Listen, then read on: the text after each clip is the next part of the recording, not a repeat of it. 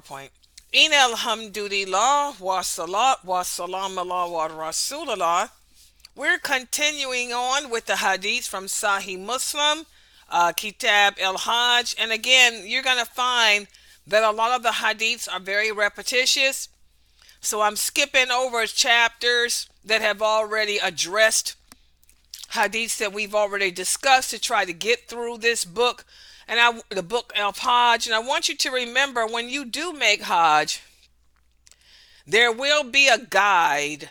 Your Hajj guide, your Hajj leader will be the one to reiterate to you what you should and should not do each step of the way.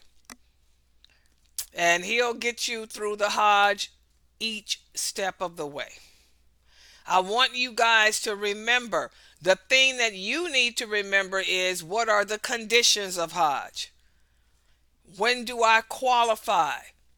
When does Hajj become an obligation for me? Hajj does not become an obligation for you unless, number one, you can afford it.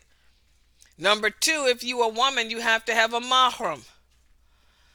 Okay? And a lot of us can't afford to make Hajj. And a lot of women out there don't have a mahram. So that means you don't meet the condition. Also, it must be safe travel. Okay? You must not have an oppressive ruler there threatening to imprison you because you're American or anything like that. So again, but most of us can't make it past that first condition of being able to afford it. If you can't afford to make Hajj, and don't worry about it, you don't meet the conditions of it, just make sure you put it in your will. Make sure that you put in your will that should you die, that before anyone takes your money from your estate, that they take enough money to pay somebody to make Hajj for you. You give that money to the local imam and he can appoint someone from the mosque to make Hajj on your behalf. Okay? That's why everybody needs to have a life grant, a life insurance policy that will cover your debts to Allah and your debts to others. Okay, but let's review the hadiths. I tried to skip around past the ones we've already discussed. And we're going to first talk about the sacrificial animal. And what happens if you're making Hajj, but you can't afford to sacrifice an animal, or you are unable to sacrifice an animal or something? Well, the Prophet ﷺ had put on his Ihram for Umrah and then for Hajj, and then he offered an animal for sacrifice. So he drove the sacrificial animals with him from Dhu'l-Hulaifa, and the Prophet began his Ihram of Umrah and pronounced Talbiya.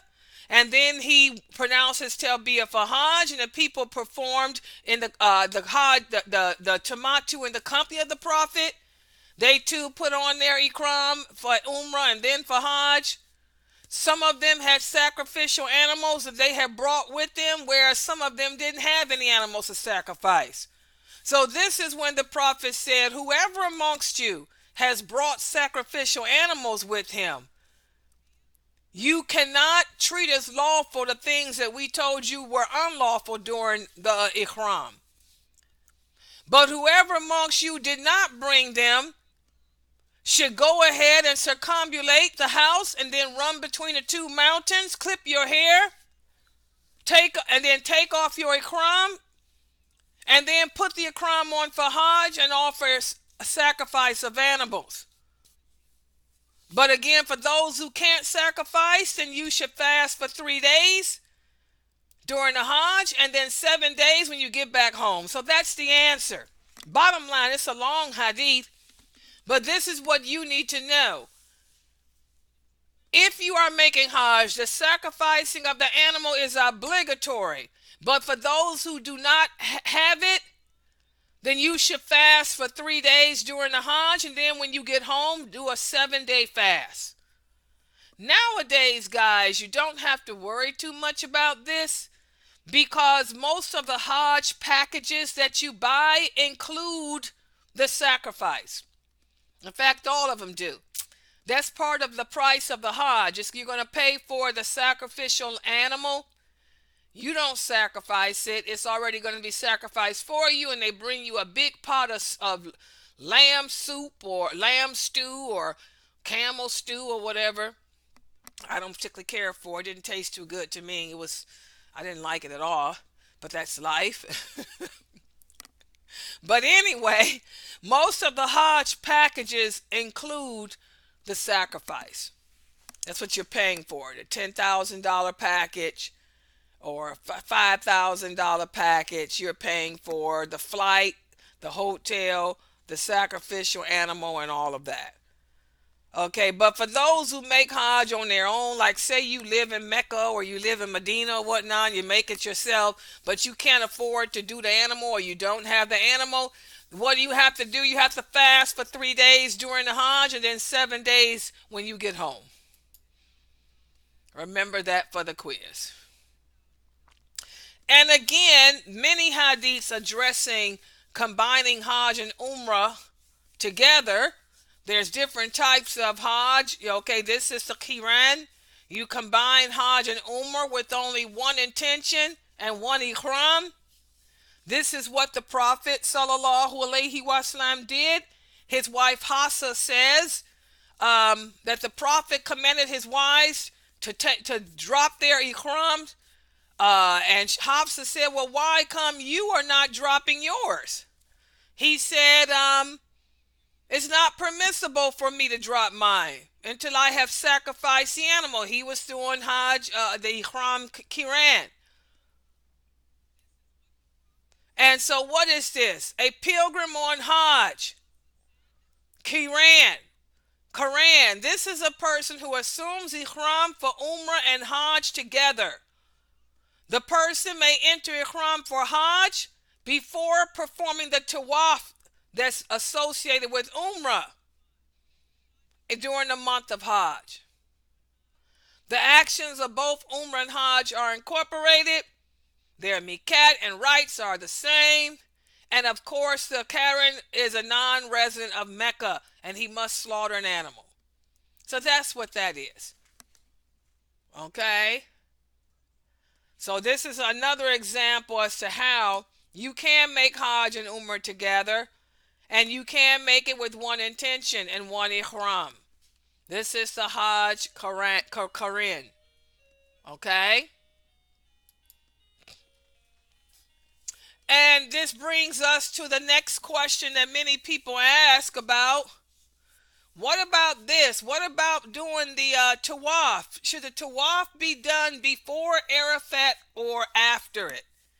Can I make the tawaf before I stay in Arafat, or can I make it afterwards? Big argument about it today. There was a lot of arguments with the companions too. Let's look at this first hadith. One of the companions said, I was sitting in the company of Ibn Umar, and a person came and asked him, is it okay for me to do the tawaf before going to Arafat? Ibn Umar said yes. The man then said, well, I asked the same question to Ibn Abbas, and he told me, do not do the tawaf until after I come back from Arafat.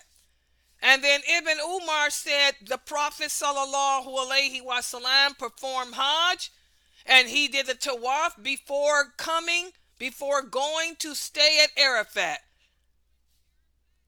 He said, this is what I seen the Prophet do with my own eyes. So who do you follow? The Prophet, or do you follow Ibn Abbas? So you can see that even then. And then we have another hadith. Ibn Umar was asked about by a person about doing a tawaf. But this person did not run between Safa and Marwa. Okay?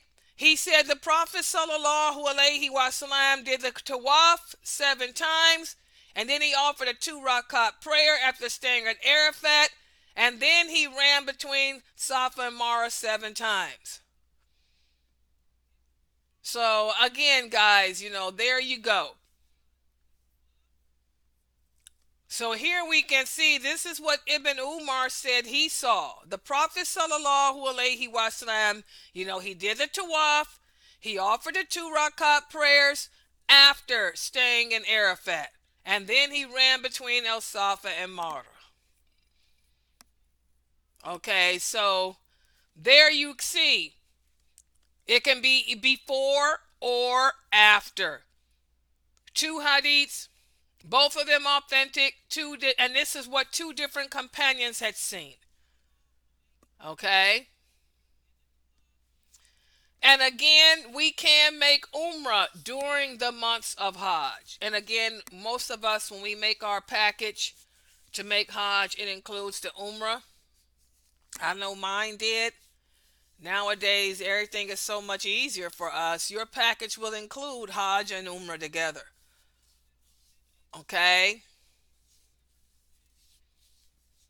So don't worry about this because most of the packages have all this together. And again, your guide, whoever your Hajj guide is, Imam Amir Dabur, he does a Hajj. He's a guide during the Hajj season, and he's very good. Also, Dr. Dramali he guides people during the Hajj season. There's a lot of good, well-known brothers who can take you through the steps of Hajj and went during the Hajj season, and they'll review all this stuff with you when you're making it. Okay, let's look at one of the hadiths here.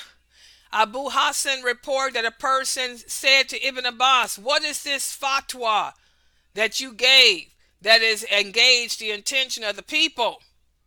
So much that the people are arguing as to whether or not he who circumambulated the house can be free from Ihram." And Ibn Abbas said, "That's the sunnah of the Prophet. If you don't like it, tough," in other words. So what they were doing was asking, and what happened is, let's look at this first hadith here. The Arabs, before the advent of Islam, they looked upon Umrah, making Umrah during the month of Hajj, as a sin. So they changed the months, the calendars. They made the month of Muharram Safar and said when the backs of their camels would become all right and traces of the pilgrim would be erased, then the month of Safar would be over, and then they would make Umrah. So after Allah, the Prophet Muhammad received, the revelation from Allah to be a prophet, and after Allah sent down the command or the obligation for Hajj, the Prophet ﷺ announced all that as being nonsense. And the Prophet said it is a complete freedom from Ihram. Okay? So we can make Umrah during the months of Hajj. Whereas before the advent of Islam through the Prophet Muhammad, the pagan Arabs did not. They figured it was a sin to do Umrah during the months of Hajj. But basically, we know we can do it now. Allah changed that, just like he stopped them from running around the Kaaba naked. And also again, when making Hajj, about the sacrificial animals, the Prophet ﷺ called for his camel, and he marked it on its right side. He removed the blood from it and tied 2 sandals around its neck. Then he mounted his camel, and then he took it, which brought him up to al-Bayda, and he pronounced the Talbiya for the pilgrimage. So this hadith shows you can mark your camels. You can garland and mark your camels, your animal, for sacrifice. But again, nowadays when we make Hajj, we don't do this because it's all included in your package. They sacrifice the animal for you, and they just bring you the food. So you don't have to worry about all of that. Also, clipping the hair. Ibn Abbas tells us that Muawiyah told him, "Do you know that I clipped some of the hair from the head of the Prophet at al-Marwa with the help of a clipper?" And again, this is when the Prophet ﷺ made his only Hajj. He made his Hajj after the conquest of Mecca. And that's when Muawiyah and all of them had embraced Islam. As the Quraysh all embraced Islam as a result. And here Muawiyah is telling Ibn Abbas that when the Prophet made his Hajj, he clipped some of the Prophet's hair for him. So that's part of the ritual too. after performing the Hajj, this is when the men, shave their head or whatnot. Okay? So those are some of the things that we learn from these hadiths here. And again, I'm trying, a lot of the hadiths are repetitious. So what I've done is skipped over and try to put them all in one section, skipped over the ones we've already discussed. But the bottom line I want you guys to walk away having remembered or learned is when performing Hajj, if you cannot sacrifice an animal, then you should fast for 3 days during the Hajj and 7 when you get home. Also, again, you can combine Hajj and Umrah together with only one intention and one Ihram, or you can do them separate. You can do them separate or together. The tawaf can be performed before or after staying at Arafat. However, it's best to do it after. And the sacrificial animal can be garlanded and marked. Those are the things that you want to walk away having learned from the hadiths today. Okay, so we'll stop right here. Tomorrow I'm going to give you a short quiz again on these hadiths. We're going to be talking about what to do if you didn't have an animal. And again, can I make Hajj and Umrah with the same intention? That's going to be on the quiz. And when is the best time to do the tawaf? Okay, so remember those answers, those hadiths there. So we'll stop right here. If you guys have any questions or comments, you can type them on the screen. But let me again reiterate a good point that Sister Amal brought up. For those of you who weren't here for her question. In order for your Hajj to be accepted, the same condition must exist that must exist for your fasting to be accepted, for your prayers to be accepted. You have to be a Muslim. Non-Muslims can perform Hajj all they want to. They can fast all they want to. They can pray all they want to, unless they believe La ilaha illallah, Muhammadur Rasulullah, announce that belief and worship Allah the way He commanded. Their deeds are not accepted. Very good point. Very good question. In fact, I'm going to throw it on the quiz tomorrow too. Can a non-Muslim perform Hajj and his Hajj be accepted? Very good question. And I want you to explain why it can't be. All right, so we'll stop right here. If you guys have any questions or comments, you can type them on the screen. Subhanakallahumma bihamdika ashhadu an la ilaha illa anta astaghfiruka wa atubu